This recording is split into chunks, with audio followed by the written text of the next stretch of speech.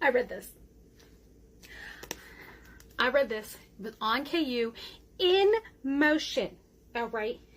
Why? Because I can. It was so much fun watching the little animations, especially like for this. This was amazing. Could I have chosen one of the 3 books to read? Absolutely. But guess what? KU has an assistant reader. And with my dyslexia, that is much easier for me. But yeah. So Harry Potter and the Sorcerer's Stone, the KU and this one, they're only a couple pages off. There's not a big change. It's, I mean, I gotta be careful with my version because it's falling apart. But honestly, it's still a 5-star read for me. Between the book and the movie, there wasn't really much of a difference. Yes, there's big parts missing. Yes, there's big chunks missing that they felt weren't needed for the storyline. My biggest qualm is there were like lines that people were saying in the movie that were said by other characters in the books. If shit's not going to be enough to make your movie, at least have the right character saying the lines. I do have to admit that I only read this book once. Well, not once, but I haven't read it since I was a teenager, okay? After all these years, this hits differently. And I gotta tell you, it's just bomb. I read this. Now, I did not read this in the motion on KU because I didn't know it was available. But I did read the story. Again, I could have picked any one of my books. But I like the assistant reader. It reads it for me. Harry Potter and the Chamber of Secrets.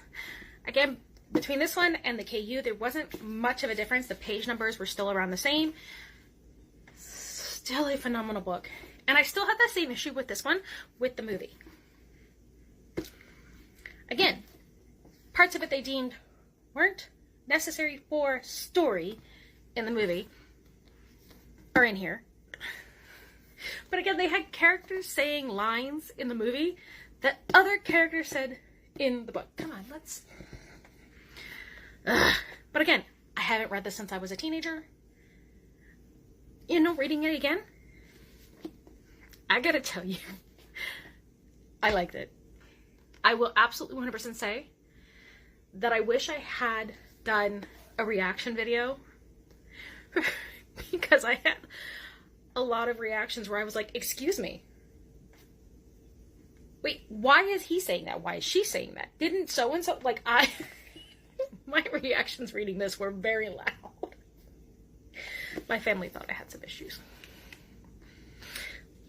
Still 5 out of 5 read for me. I read this and I got a lot of issues. A lot. Again, I could have picked one of these books and read it. But I read it on KU.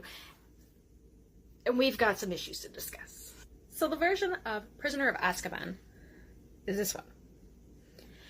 The reason I have an issue with this is because this is 180 pages. This is 430. My kid was like, well, it could just be the text and the pages and da-da-da-da-da. Like, that's almost 200 pages. Where the first 2 books, there wasn't like maybe a page, like a couple. This is almost 200 pages short in the KU version than this. It makes me want to almost reread the book just to make sure that the KU version didn't miss anything. Like, and don't even get me started on the inconsistencies between the book and the movie.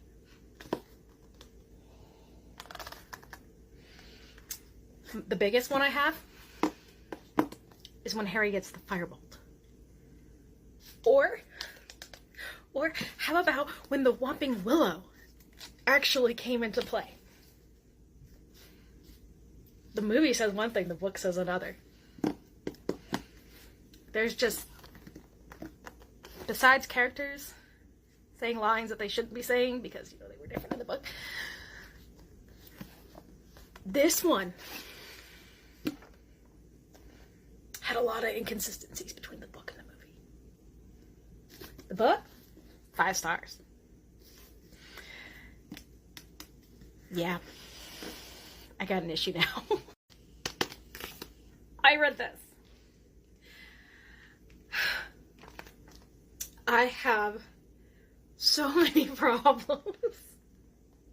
I really should have done reaction videos when I was reading this series. I really should have, because honest to God, I've got so many problems between the books and the movies now. And yes, I could have picked one of my 2 books to read, but no, I chose the Kindle. And the Kindle for me is a problem. So again, this is the one I read on KU. It is 301 pages. This book is 730.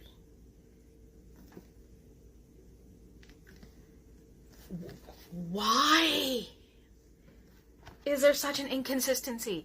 Is it really just because of like how this one is? I have to be really careful with these books, but is it really just because of how this is done versus the digital? Like, oh. I mean, it probably would have taken me like 5 times as long to read it, but yeah, this one, I really do have a lot of problems with this, especially because of the whole thing, the whole Goblet of Fire, the characters. There is so much wrong between the movie and this book that it's not even worth it. Like, God, it's so bad now. I will never be able to watch that movie and be like, nope, that didn't happen. Nope, that wasn't said by her. Like, I've got so many issues.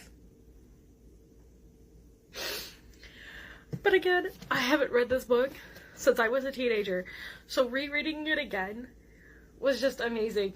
Such a great experience. I read this. This is a chonker. Again, it is available in the Motion KU, but again, I didn't know about that until I had actually finished the series. But no, I didn't read it. I wish I had. This would have been gorgeous in motion. Granted, it's just like a few little animations here and there, but still, it's so much fun reading it. But yes, again, I could have absolutely picked one of the books, but I'd rather had listened to it. It's so much better. So I read this version of the Harry Potter on KU. This one is 400-ish pages. This one, I have to actually look because it's about 870 pages.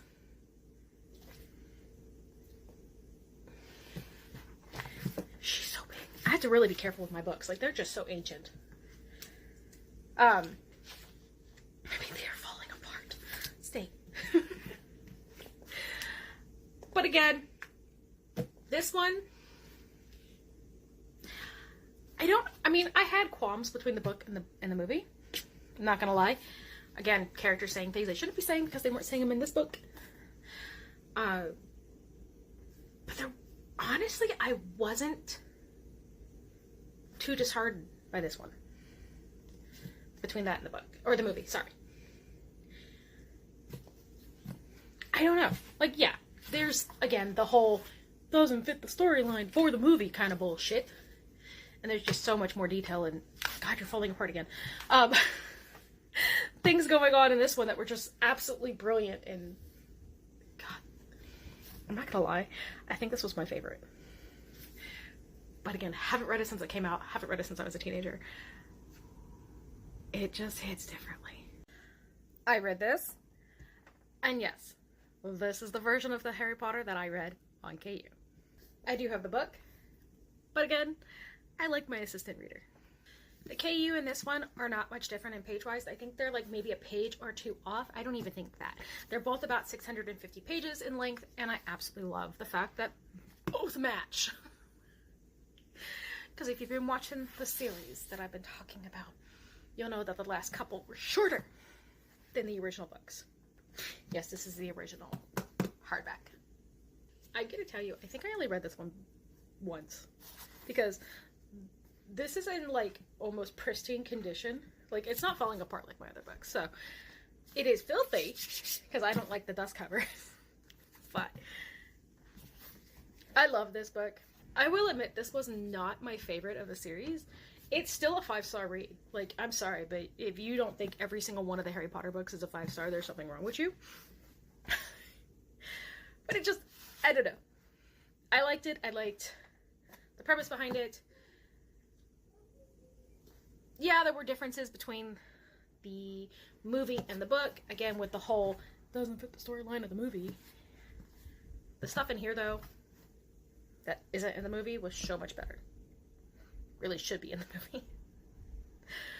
But, I don't know. I wasn't as thrilled with this one. Still a 5-star. I don't care what you say. Still a 5-star. I read this, and yes, once again, this is the version I read on KU. Could I have, again, read the book? Absolutely. But I liked listening to it better. I once again have a problem with page length because the one I read on KU is like 315-ish pages, where this one is about 750-ish pages. Someone really needs to explain to me the discrepancy in page size.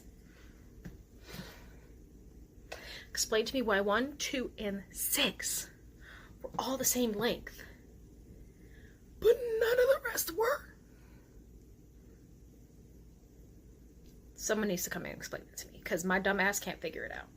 I will admit, after rereading this one again, I can understand why it was made into a 2-part series, because they actually included more of the book into the movie. Again, there were some inconsistencies,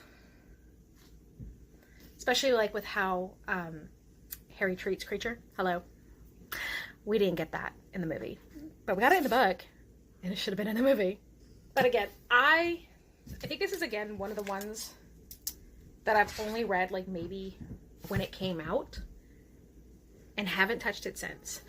So rereading it as an adult, like I did with the whole series, is just a trip. It's such a different experience reading it when you're a kid and not touching it for decades and then reading it again. I'm sorry, but it really is, because you're like, you're understanding things you didn't understand as a child. And it's just so much better.